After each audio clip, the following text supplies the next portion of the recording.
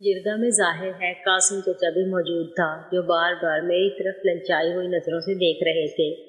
ان کا بس نہیں چل رہا تھا کہ وہ مجھے وہیں کھڑے کھڑے کھڑکا کر اپنے ساتھ لے جائیں۔ اسی دوران انہوں نے اسی وقت مجھ سے نکاح بھی کرنا چاہا، لیکن جرگہ نے انہیں اس بات کی اجازت نہ دی اور حکم دیا کہ سب سے پہلے دارجی کی رہائی ہوگی، پھر اس کے بعد کوئی اور بات۔ اس جرگے کے ایک ماہ بعد دارجی گھر آ گئے اور پھر انہوں نے اپنا ٹال چچا کے نام کر دیا اور خود یہاں پنڈی میں جانے کی تیاری کرنے لگے۔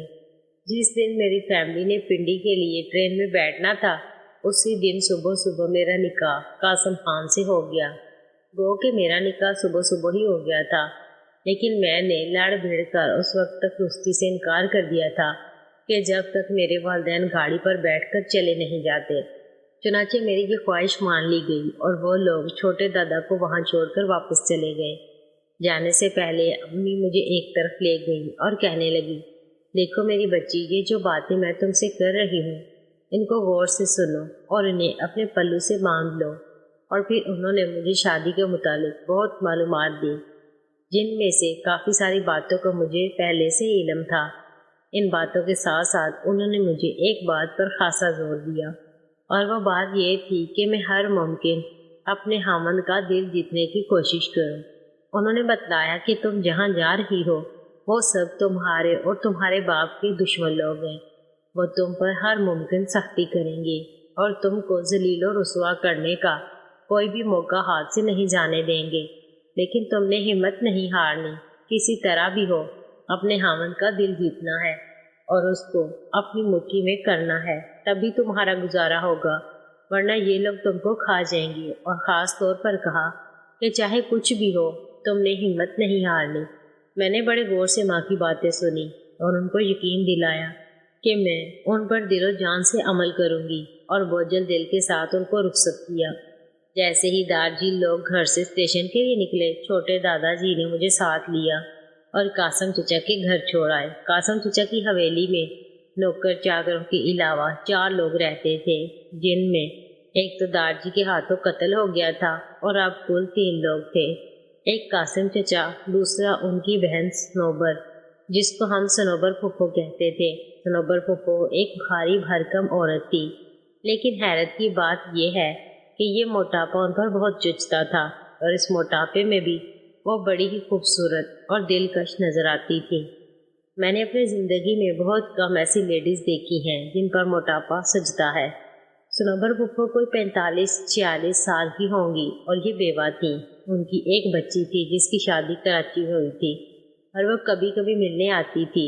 دوسری شخصیت جو قاسم چچا کے گھر میں رہتی تھی وہ ان کا چھوٹا بھائی ہمت خان تھا، جو کبھی کبھار ہی گھر آتا تھا۔ قاسم چچا کا ٹرانسپورٹ کا کام عملاً اسی نے ہی سنبھالا ہوا تھا۔ سننے میں آیا تھا کہ وہ ایک لوفر بندہ تھا، لیکن اس کو ہم نے کم ہی گھر پر دیکھا تھا۔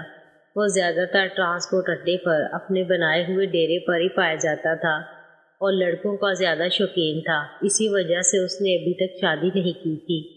قاسم چچا کی دوسری بہن، جو کہ میری چچی بھی لگتی تھی، اور وہ اپنے گھر میں رہتی تھی، نہایت ہی خبیث خاتون ہے۔ چچا کو دارجی کے خلاف ابھارنے میں اس کا مین کردار تھا۔ چھوٹے دادا جی مجھے سنوبر پھپھو کے حوالے کر کے خود باہر مردان خانہ میں چلے گئے، جہاں پر برادری کے اچھے خاصے لوگ جمع تھے اور ایک جشن کا سماں تھا۔ یہ شام کا وقت تھا۔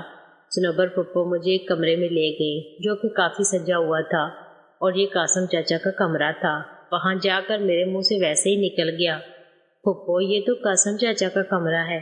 میری بات سن کر انہوں نے فوراً میرے ہونٹوں پر انگلی رکھ دی اور بولی، خبردار چاچا، وہ شادی سے پہلے تھا، اب وہ تمہارے شوہر اور خان جی ہیں، اس لیے آج سے تم ان کو خان جی کہا کرو گی اور مجھے سنوبر پھپھو کی بجائے سنوبر باجی کہو گی۔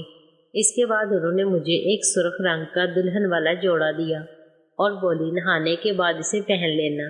اور میں جیسے ہی نہانے کے لیے جانے لگی تو انہوں نے میرے ہاتھ میں ایک کریم پکڑائی، تو میں نے ویسے ہی رواداری میں ان سے پوچھ لیا کہ اس کا کیا کرنا ہے، تو وہ کہنے لگی، وہی تم کو یہ بھی نہیں معلوم کہ آج تمہارا پہلی رات ہے اور تم بالوں والی کے ساتھ اپنے خاوند کے پاس جاؤ گی؟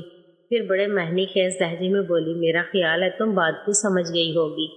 ان کے کہنے پر مجھے یاد آیا کہ دارجی کے قتل کی بھاگ دوڑ میں بڑا عرصہ ہوا، میں تو صفائی کرنا ہی بھول گئی۔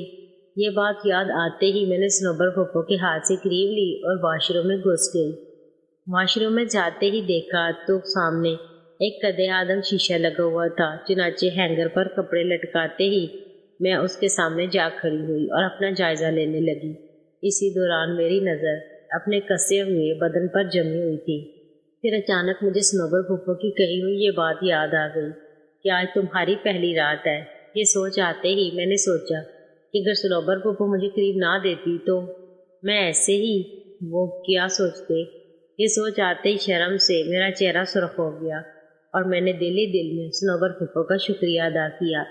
صنوبر پھپھو کے ساتھ ہی مجھے ان کا کہا ہوا یہ فکرہ بھی یاد آ گیا کہ آج تمہاری سہاگ رات ہے۔ سہاگ رات کا یاد آتے ہی میرے پورے جسم میں سنسنی سی پھیل گئی اور میرے اندر کچھ عجیب سی فیلنگ بڑھنے لگی، اور میں یہ سوچ کر ہی شرم سے دوری ہو گئی کہ آج رات یہ بات سوچ کر ہی میں مست ہونے لگی۔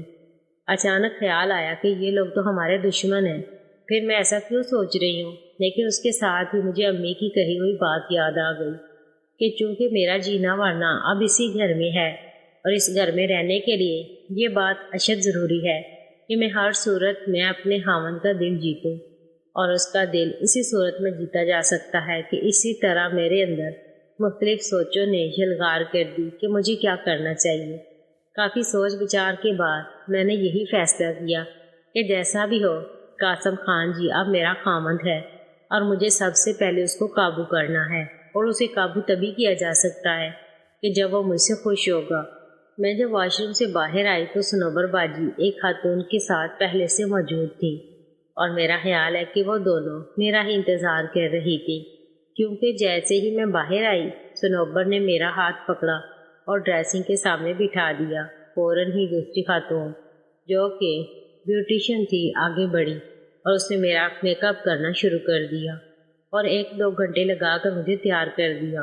اس وقت رات کے 10 بجے ہوں گے۔ جب میں میک اپ کرا کے فارغ ہوئی تو صنوبر باجی نے مجھے پلنگ پر بیٹھنے کو کہا، اور پھر انہوں نے سائیڈ پر سرسوں کے تیل کی بوتل رکھی اور ساتھ ہی ایک صاف سا کپڑا مجھے پکڑاتے ہوئے بولی، رکھ لو، اور پھر بڑے ہی مہنی خیز لہجے میں بولی، یہ بڑے کام آئے گا، اور پھر اس کے ساتھ ہی تپائی پر بیٹھ کر وہ میرے ساتھ باتیں کرنے لگی۔